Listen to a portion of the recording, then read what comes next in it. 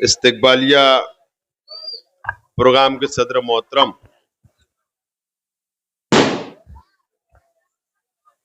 निहाल भाई चक्की वाले,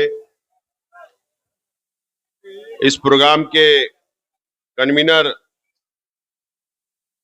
हमारे दोस्त मन्नान बेग साहब, मंच पे तशरीफ फरमा, इस इलाके के और हमारे शहर के पार्टी के तमाम जिम्मेदारान, मेरे सामने तशरीफ फरमा बुजुर्ग हजरात, नौजवान साथी, दोस्तों और साथियों, और जहां तक मेरी आवाज जा रही है, घरों में बैठी हुई मेरी माँ और बहनें, सबसे पहले मैं मन्नान बेग साहब, उनके तमाम ही साथियों का शुक्रिया अदा करता हूं कि आज मन्नान बेग साहब ने पार्टी के तमाम ही नौजवान यूथ बॉडी के तमाम ही साथियों का इस्तकबालिया रखा, उनको इस्तकबाल दिया। मैं उनका शुक्रिया अदा करता हूं। बहुत दिनों के बाद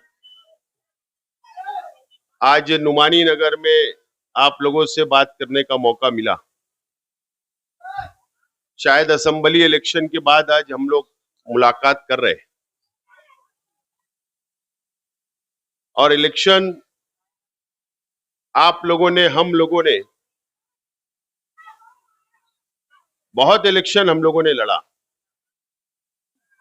शेख रशीद साहब की क़यादत में कई असेंबली इलेक्शन हमने लड़ा, कई कारपोरेशन के इलेक्शन हम लोगों ने लड़ा, और हमेशा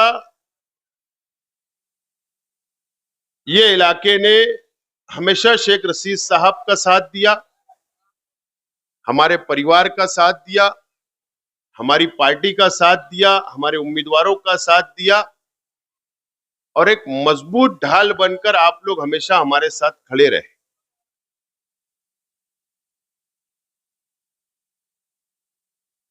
और शेख रशीद परिवार ने, हम लोगों ने कभी भी आपको पराया नहीं समझा।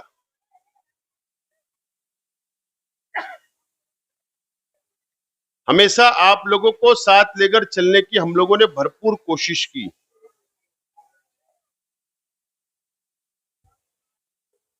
इलेक्शन में हार गया, आप लोगों ने मेहनत की, जद्दोजहद की,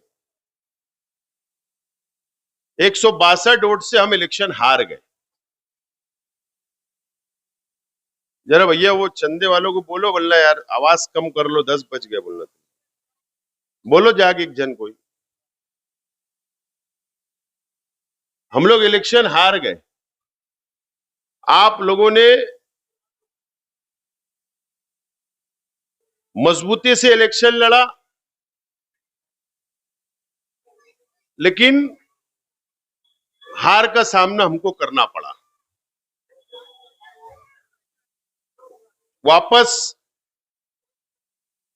आप लोगों के सामने एक मौका भी सामने है। कॉरपोरेशन का चुनाव, कॉरपोरेशन का इलेक्शन ये 3 महीनों के अंदर हो जाएगा,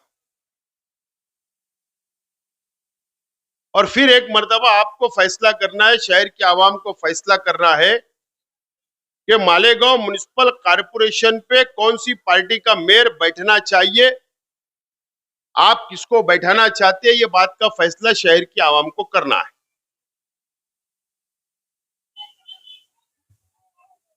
उम्मीद है कि शहर की आवाम मालेगांव शहर म्युनिसिपल कॉरपोरेशन पर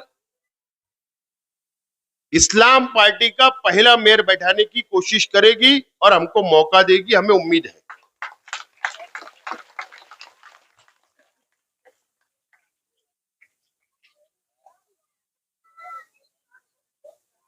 वे जाके बोल दे यार उनको, कहा जन चले जाओ। अरे क्या बंद कर रहे हैं, सुबह चालू होगा ना।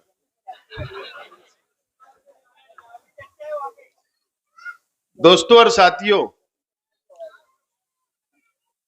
ये कॉरपोरेशन के इलेक्शन बहुत अहमियत का है, बहुत अहमियत का है। अगर आप इसको मामूली से इलेक्शन मत समझना। मैं तो आमतौर पर असेंबली इलेक्शन और कॉरपोरेशन के इलेक्शन के अंदर फर्क होता है।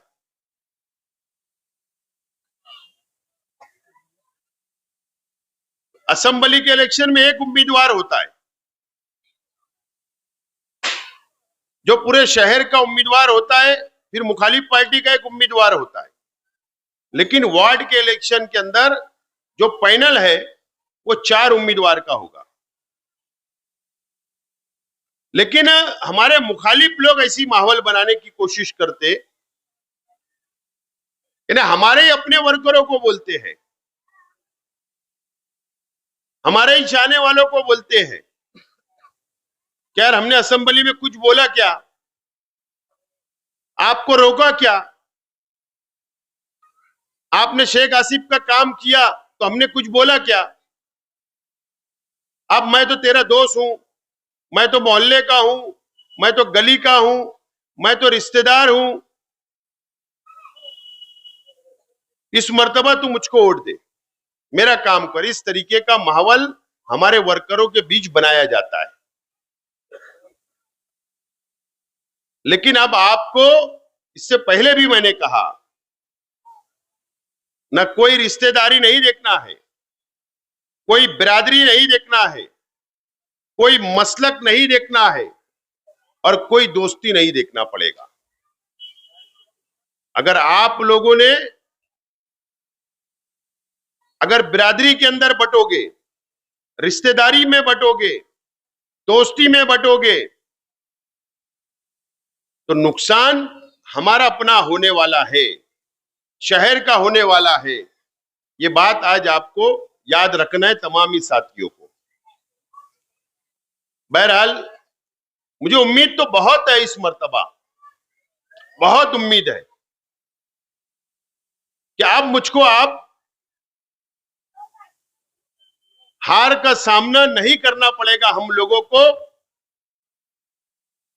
19 का असेंबली के इलेक्शन में हारा, आप लोग मायूस हुए, हम मायूस हुए, हम फिर भी 5 साल आवाम के बीच में रहे। फिर अभी इलेक्शन हम लोग हार गए, फिर हम दूसरे दिन से आप लोगों के बीच में हैं, फिर हम आपके बीच में आके आवाम का काम कर रहे हैं। उम्मीद है कि अब हार का सामना हम लोगों को ना करना पड़े और आप लोग इस मर्तबा जीत हम लोगों को दिलाए और इक्तिदार हमारा अपना होना चाहिए। आज जिस रोड के ऊपर हम बैठे हैं, मैं ये खुशखबरी देने के लिए खास तौर पर आया। मेरी तबीयत ठीक नहीं थी। अभी मैं रियाज मेमन साहब को बोल रहा था कि यार कल परसों के दिन जिसे भी आया था खड्डा खोदने के लिए आपने हकाल दिया, तो बोले मुझे नहीं पता था कि वो कौन लोग हैं।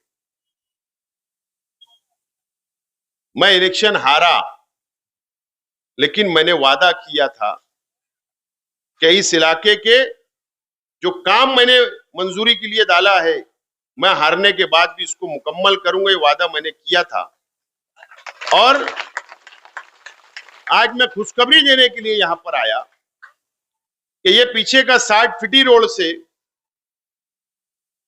सलामताबाद चौक तक सीमेंट कंक्रीट का रोड, जिस जगह पे हम बैठे हैं, ये सीमेंट कंक्रीट का रोड मंजूर हो गया और अगर आप चाहे तो कल से काम शुरू कर सकते हैं। कल से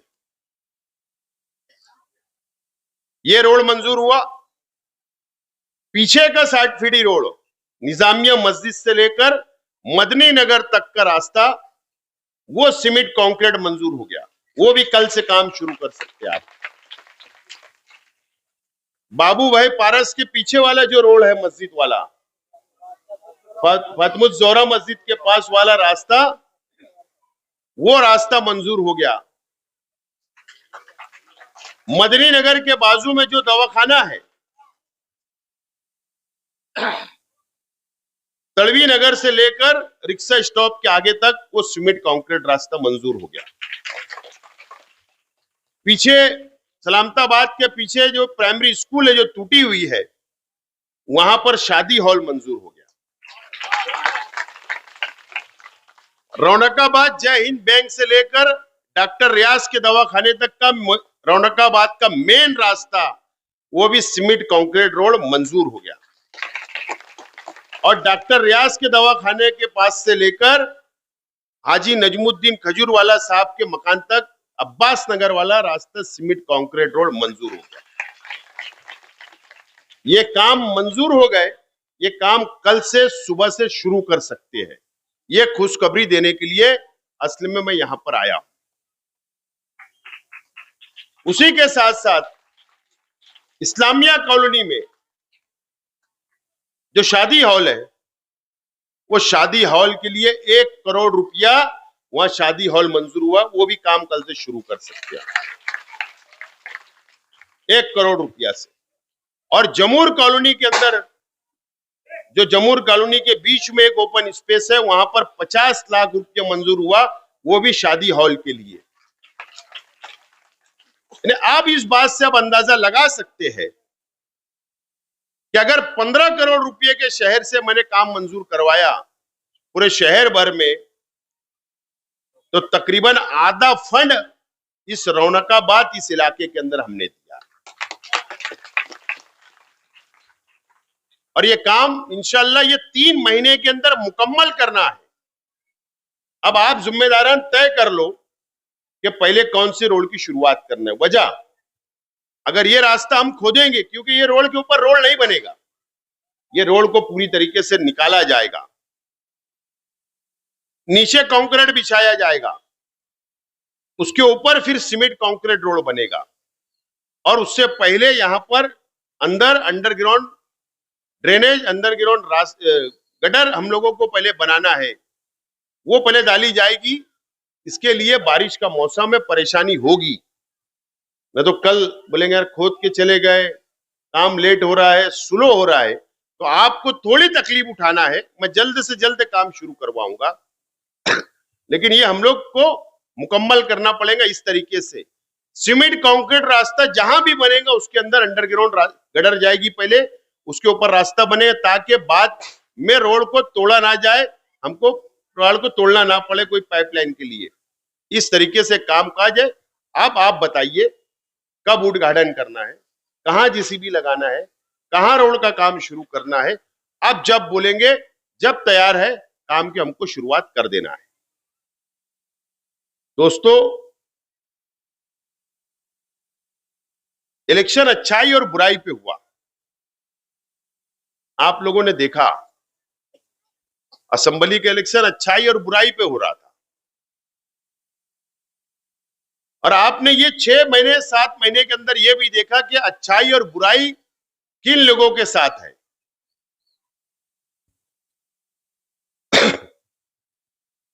कल किसी का जन्मदिन था, बोले नेक काम, बोले जन्मदिन के मौके पर नेक काम। 100 चूहे खाकर बिल्ली हज को चली, चलता क्या ऐसा?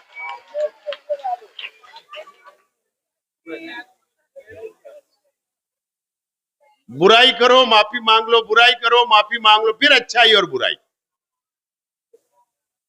बहरहाल हम पीछा उछा छोड़ने वाले नहीं है, अच्छाई और बुराई तो हम बताने वाले हैं।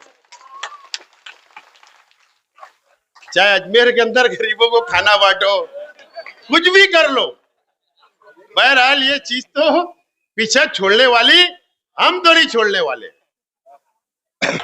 ये बात तो बिल्कुल तय है। तो ऐसी कितनी बुराइयां जो अच्छाई और बुराई का स्टेट से तकरीर किया करते थे, अच्छाई और बुराई की दुआई दिया करते थे। कई वीडियो ऑडियो वायरल हो रही, कुछ बाकी है। वो तो मटेरियल आने ही वाला, मैं तो बार बार बोल रहा हूं। लेकिन ये शहर की आवाम को अब फैसला करना है अच्छाई और बुराई का। शहर की आवाम को फैसला करना है। हम तो तामीर, तरक्की, डेवलप, गरीबों का साथ, गरीबों को साथ लेकर चलना, और शहर की आवाम को अब फैसला कर देना है इस इलेक्शन के अंदर। एक इंसान की कैपेसिटी होती है, एक परिवार की कैपेसिटी होती है, हिम्मत होती है, लेकिन बार बार अगर बिरादरी में बढ़कर, मसलक में बढ़कर, रिश्तेदारी में बढ़कर अगर जज्बात में यह शहर फैसला करेगा तो यह शहर के मुस्तकबिल के लिए अच्छी बात नहीं है। मेरा परिवार, हमारे तमाम ही साथी जो मंच पे बैठे, हमारे हजारों जिम्मेदारान कार्यकर्ता, हम आवाम के बीच में रहते, आवाम का काम करते, गरीबों का काम करते, सबको साथ लेकर चलने की कोशिश करते, हर तरीके से हम साथ रहते। लेकिन क्या होता है इलेक्शन के समय कि हम लोगों को हार का सामना करना पड़ता है। और मुझे उम्मीद है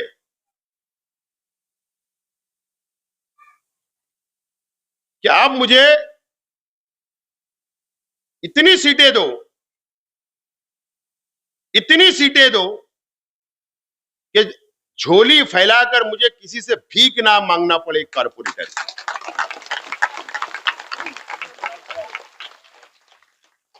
इतनी सीटें दो, 43 सीट परफेक्ट होना मेयर बनाने के लिए, 43 सीट। नहीं तो अगर आप आधा अधूरा मेजॉरिटी दोगे, कम देंगे, तो फिर ये झोली फैलाने का फिर जाना पड़ेगा किसी के पास। ये वक्त तो मेरे ऊपर मत लाइए। अगर आपने 43 कारपोरेटर चुनकर दे दिए, मेयर हमारा बैठ गया, तो आज मैं कुछ नहीं हूं, उसके बावजूद भी कम से कम 8 करोड़ का काम की मैंने मंजूरी अभी आपको बता दिया। मुझे बताओ आप, ये इलाका कितना मुजाफात था, तामीरी काम नहीं थे, पानी नहीं था, लाइट नहीं था, रास्ते नहीं थे, सहूलत नहीं थी, लेकिन अल्लाह का करम है कि शेख रशीद साहब ने, हम लोगों ने इस इलाकों के ऊपर खुसूसी तवज्जो दी, कामकाज किया, कामकाज करते रहते। और उससे बढ़कर आपको साथ लेकर चलते हैं, आपको साथ लेकर चलते हैं। एक आदमी चुन कर आ जाता मजहब के नाम पर, एक आदमी मजहब का सहारा ले लेता, उसके बाद नुमानी नगर क्या है, कौन सा इलाका है, मुझे नहीं पता। नुमानी नगर में वर्कर नहीं दिखते, लेकिन वोट पेटी पे जरूर दिखती।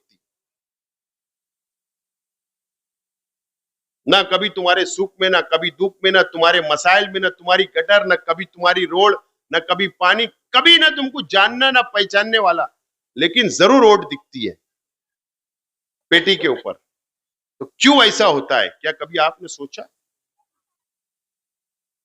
क्या आपने उसके ऊपर फिक्र किया? एक आदमी आता है, मजहबी बातें करता, वोट लेकर चले जाता, 5 साल गायब रहता,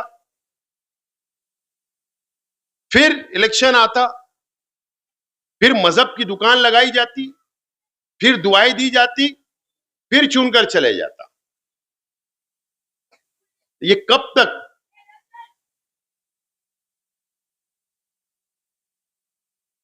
अब इलेक्शन पिटीशन मैंने दाखिल किया, इससे पहले भी किया था। मकसद सिर्फ एक है, इलेक्शन पिटीशन दाखिल करने का मकसद एक है कि मजहब का सहारा नहीं लेना चाहिए, मजहब का सहारा नहीं लेना चाहिए। आप भी मुसलमान, मैं भी मुसलमान, उम्मीदवार मुसलमान, वोट देने वाले मुसलमान,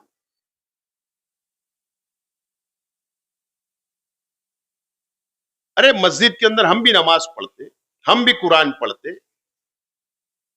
एक अल्लाह एक रसूल को हम भी मानते। तो मजहब हमारे घर तक रहना चाहिए, सियासत में नहीं आना चाहिए। और बार बार मजहब का सहारा लेकर ये जो इलेक्शन लड़ा जाता है वो बंद होना चाहिए। इसलिए इलेक्शन पिटीशन मैंने फाइल किया। अब इलेक्शन पिटीशन तेजी से आगे चल रही है, कम वक्त में तारीखें मिल रही है, 2-2 हफ्ते, 3-3 हफ्ते की, 15 दिन की, 5 दिन की। अब मैंने सुना हूं कि अब घबराहट शुरू हुई, अब बाकी उम्मीदवारों को जमा किया जा रहा, ढूंढा जा रहा कि किस तरीके से इलेक्शन की तारीख बढ़ती जाए, बढ़ती जाए, बढ़ती जाए। ठीक है, वो कानूनी दांवपेच हो सकते हैं, लेकिन अब मुझको नहीं लगता कि 16 सितंबर की जो तारीख है, मुझको ऐसा लगता है कि अब ये केस और तेजी से आगे बढ़ेगा, उस दिन से बहुत तेजी से आगे बढ़ेगा। और उम्मीद है, हाईकोर्ट से उम्मीद है कि हिंदुस्तान का तारीखी फैसला इंशाअल्लाह हाईकोर्ट देगी।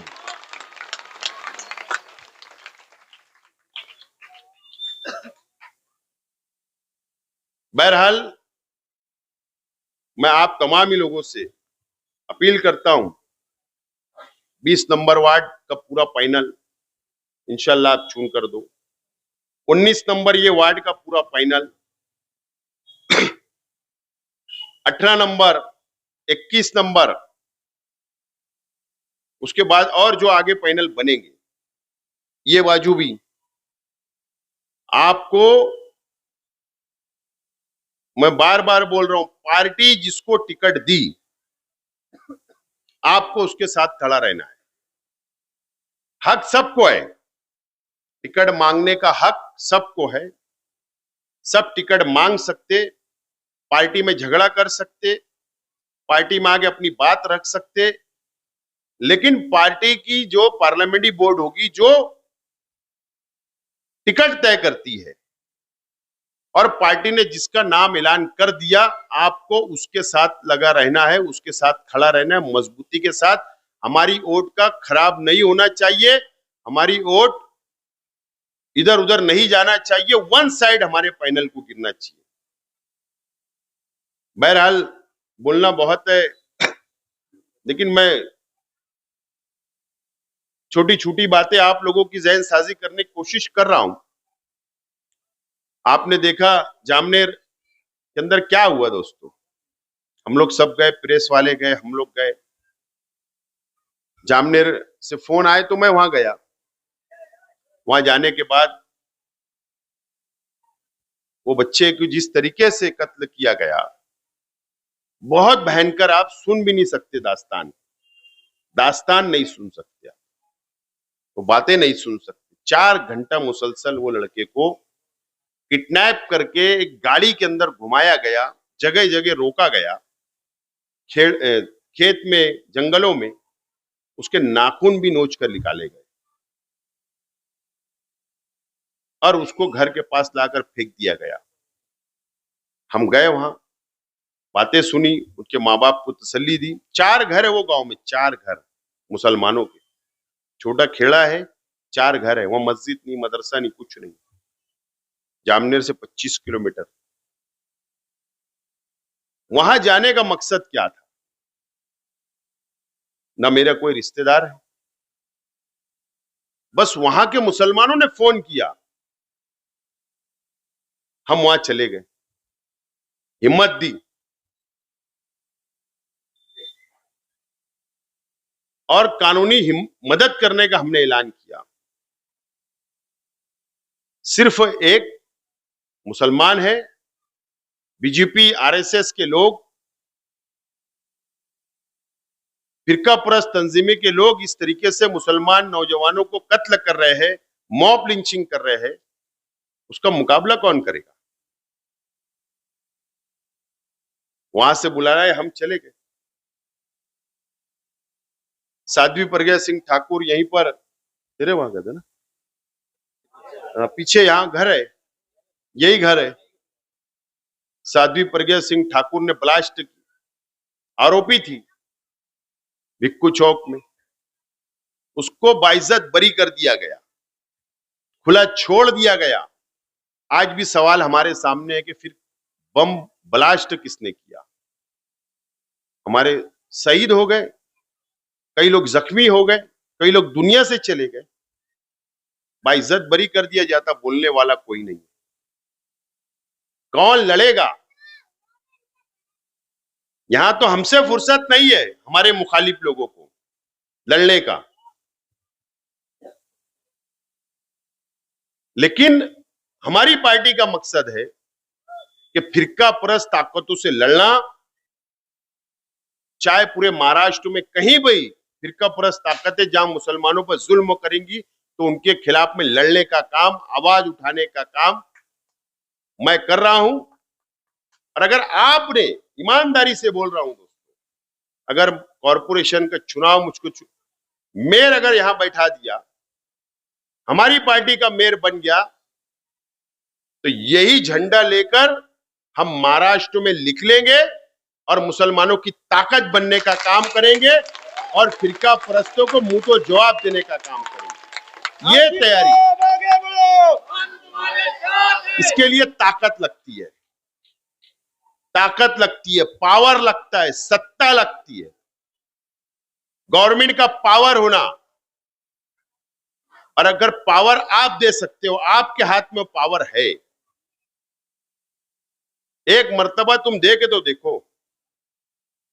एक मर्तबा दो, उसके बाद ये पूरे हमारे खानदेश भाग, मराठवाड़ा, नंदुरबार, धुलिया, जलगांव, अहमदनगर, ये तमाम ही इलाके के अंदर जिस तरीके से फिरका परस्ती बढ़ रही है, हम एक मेयर के बलबूते, एक कारपोरेशन के बलबूते, एक झंडा लेकर महाराष्ट्र के अंदर निकल सकते हैं और हमारी ताकत बढ़ा सकते हैं और मुकाबला कर सकते हैं। ये पावर, तुम सत्ता समझो पावर। आज मैं स्टेट से बोल सकता फिरका परस्तों के खिलाफ, प्रेस में बोल सकता, मीडिया के सामने बोल सकता, लेकिन मैं असेंबली के अंदर नहीं बैठ सकता। क्यों? मैं हार गया हूं, इसलिए नहीं बोल सकता असेंबली में बैठकर। और जिसको शहर ने ताकत दी, पावर दिया, वो आदमी मुशारत चौक की पान दुकान छोड़ने तैयार है, अंदर कुछ नहीं बोल रहा। फिरका परस्तों से मिली भगत, मिल के काम, मैनेज चल रहा है, काम, पैसा मिल रहा है, उनका काम चल रहा है।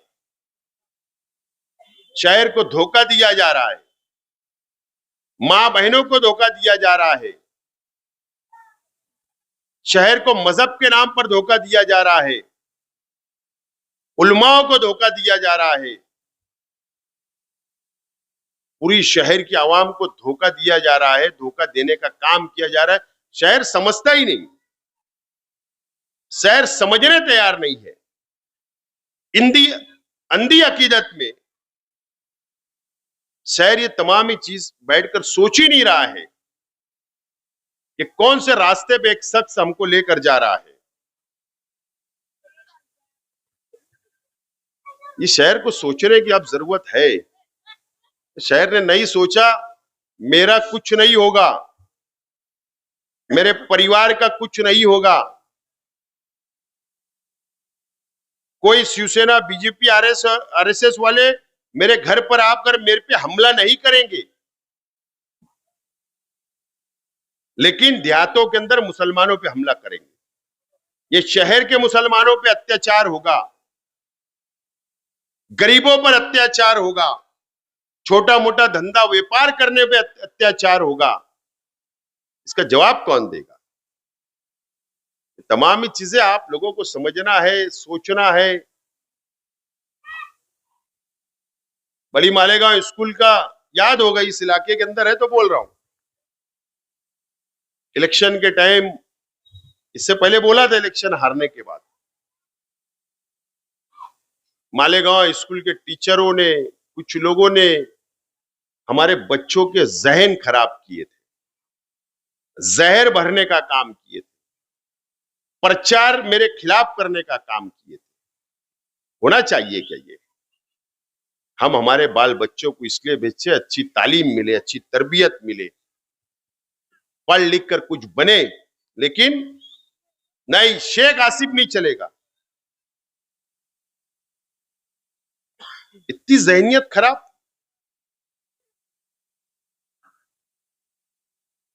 वो बोलते हैं ना, अल्लाह की लाठी में आवाज नहीं है, लाठी दिख नहीं रही लेकिन आवाज जरूर आ रही है, शहर सुन रहा है। मेरा तो कोई लेना देना नहीं है, मैं तो खामोश हूं, सीधा साधा इंसान हूं। अत्याचार मुझ पर कर लिए, मेरे पे जुल्म कर लिए, मुझे दबाने की कोशिश करे, कब्रिस्तान पहुंचाने की कोशिश करे कि हार जाएगा, मर जाएगा। मैं तो सीधा साधा इंसान हूं, खामोश बैठा हूं, कपड़े संभाल रहा हूं, तमाशा देख रहा हूं, और ऐसे बहुत देखूंगा, मैं कुछ बोलूंगा नहीं। लेकिन सिर्फ मैं इतना बोलना चाहता कि तुम ये शहर को कहां लेकर जाना चाहते हो, कौन से रास्ते पर लेकर जाना चाहते हो, कौन से रास्ते पर? अगर झोपड़पट्टी के बच्चे, गरीब बच्चे अगर वहां तालीम हासिल करना जाते हैं तो तुम्हारी काम है कि उनको अच्छी तालीम दो, अच्छी तरबियत दो। तुम उनके जहन में जहर भरने का काम करते हो। इसके लिए सिर्फ एक आदमी चुनकर आ जाए,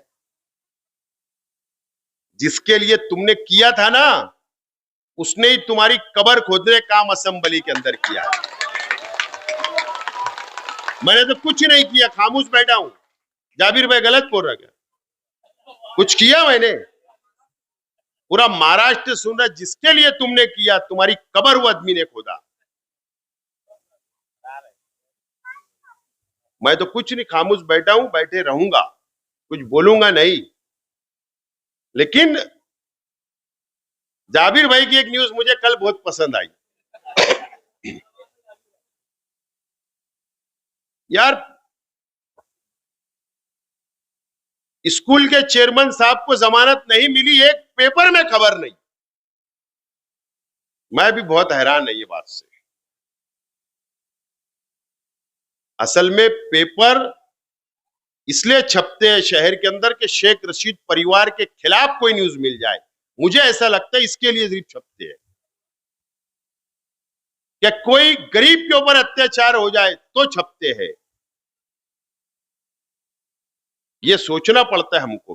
अरे हमारी भी नजर है, हम भी देखते हैं, हम भी पेपर पढ़ते हैं, लेकिन नहीं, ऐसा नहीं लिखना चाहिए। साफत किसको बोलते हैं?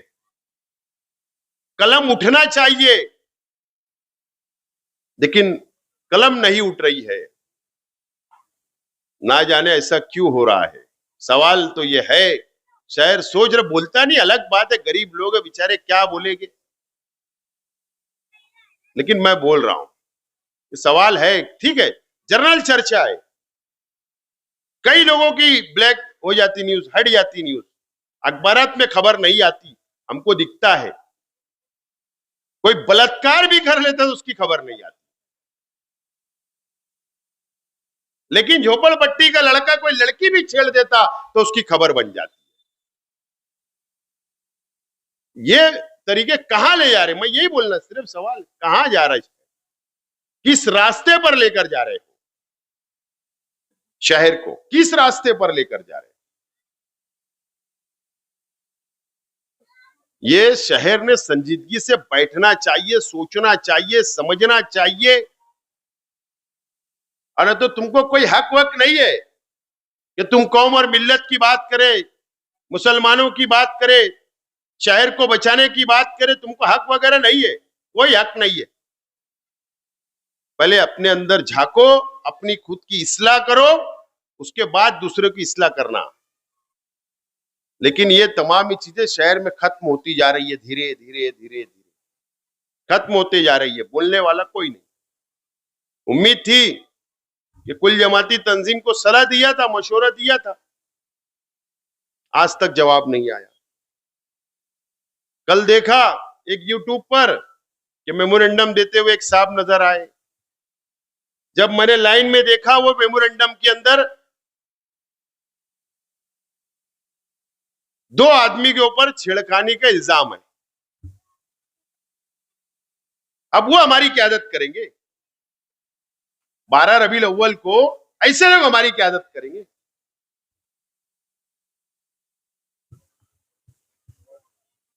कल का यूट्यूब चैनल उठाकर देखना, एसपी साहब को कौन मेमोरेंडम दे रहा, उनके चेहरे देखना। और मैं तो चैलेंज से बोल रहा हूं, चैलेंज दे के जा रहा हूं, कल मेरा जवाब देना बात का, परसों प्रेस लेके सबूत दूंगा। ऐसे लोग क्यादत करेंगे हमारी? हम तुम्हारे बंधे हुए लोग हैं, तुम्हारे गुलाम हैं।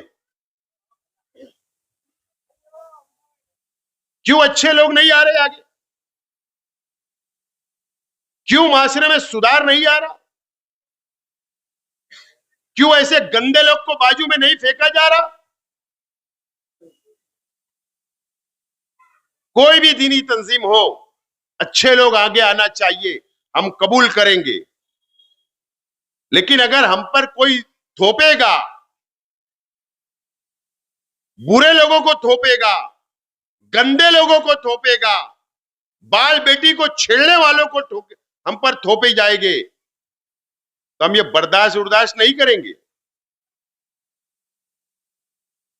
मजहब की ठेकेदारी नहीं किसी ने दी तुमको। और डिपार्टमेंट से मेरी हाथ जोड़कर गुजारिश है कि ऐसे गंदे लोगों को जुलूस से अगर दूर रखा जाएगा तो मैं डिपार्टमेंट का शुक्रिया अदा करूंगा, शुक्रिया अदा करूंगा। इस्तिकबाल जश्न ईद मिलादुन नबी सल्लल्लाहु अलैहि वसल्लम के जुलूस में गंदे लोग होने ही नहीं चाहिए। एकदम साफ तौर पर मेरा बोलना है शहर की आवाम से, आप आवाज उठाओ,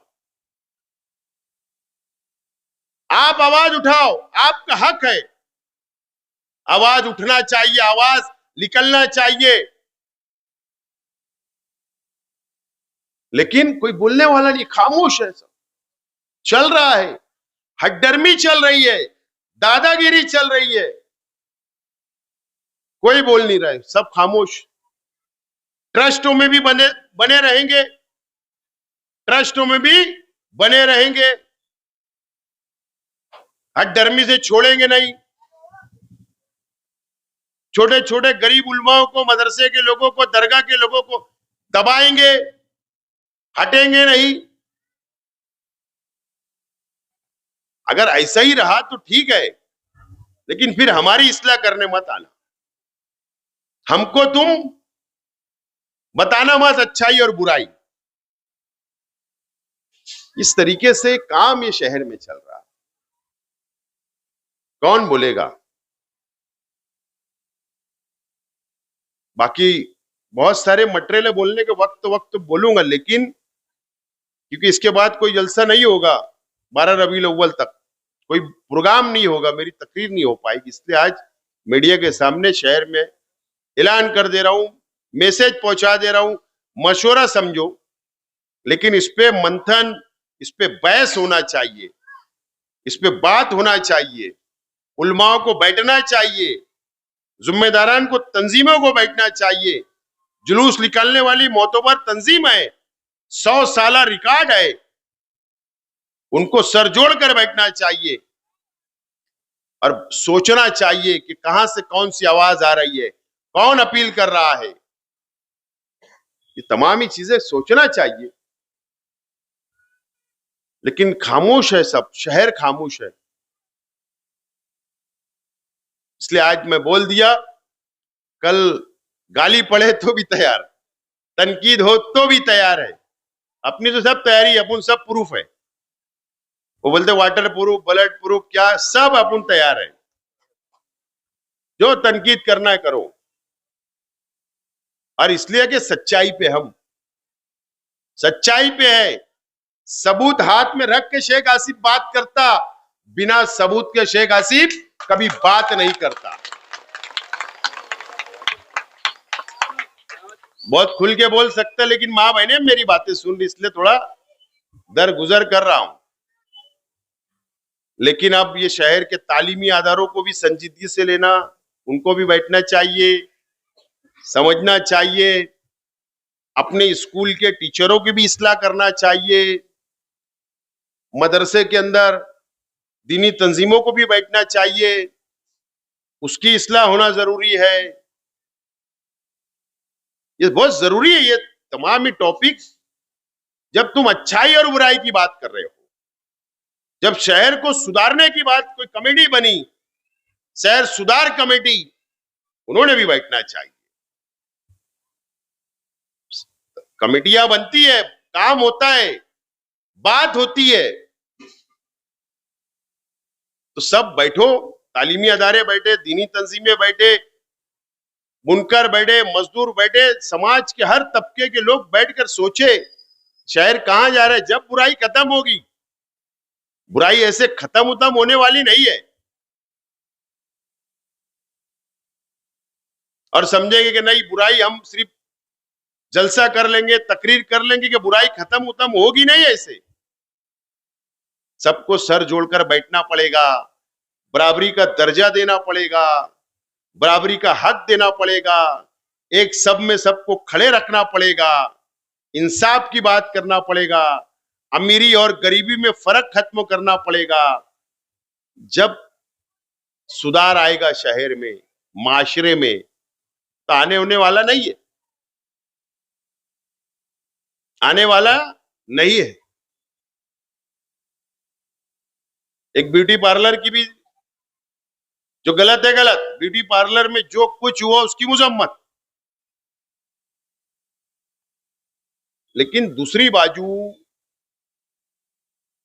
जो मैंने उस वक्त तो भी कहा था कि भाई जो शहर में ऑडियो वीडियो रिकॉर्डिंग वायरल हो रही थी, उनके घर पे सुधार कमेटी कब जाएगी, उनके दर पर कब जाएगी। ब्यूटी पार्लर के दर पर गए, अच्छी बात है, उनके कान खींचे, अच्छी बात है, लेकिन दूसरी बाजू में जो बुराई पनप रही है, उनके दर पर आप कब जाओगे। उनके दर पर भी जाओ, जब इंसाफ। न तो ब्यूटी पार्लर के पीछे का राज तो मुझे मालूम है कि कुछ लोगों ने मौलाना को इस्तेमाल कैसे किया, मुझे मालूम है, बोलना नहीं चाहता। ये तमाम ही चीजें नहीं चलने वाली।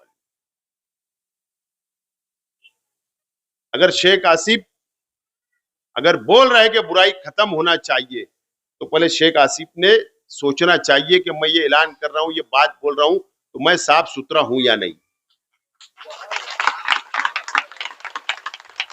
हूं या नहीं, उसके बाद बोलना मुझे हक है, तो मुझे भी हक नहीं है। तो तमाम ही चीजें अब बोलूंगा, नहीं तो कब। अगर मैं आज नहीं बोला तो कब बोलूंगा। और इसलिए ये बातें मैं बोल रहा हूं क्योंकि आपने मुझे हक दिया है। शहर की आवाम ने 1,10,000 वोट दी, आपने हक दिया तो मैं बोल रहा हूं। अगर आप मुझे हक नहीं देते तो मैं बोलता ही नहीं, लेकिन मैं ऐसा मानता हूं ये मेरी अपनी जिम्मेदारी है, इसलिए मैं बोल रहा हूं। तो बहुत सारी बातें, इलेक्शन अभी आएंगे तो नवा नवा आइटम शुरू होगा, नवी नवी बातें शुरू होगी, और नहीं तो मैंने सुना, जाबिर भाई शायद आपके ही चैनल पे सुना कि हमारे शहर के एमएलए साहब ने बयान दिया कि मैं चाहूंगा कि मेरा उत्तराधिकारी मेरा जानशीन कोई हाफिज रहे, ऐसा ही है कुछ, गलत तो नहीं बोल रहे, नहीं हाफिज है, हाफिज है, ऐसा ही है ना बयान दिया हजरत ने।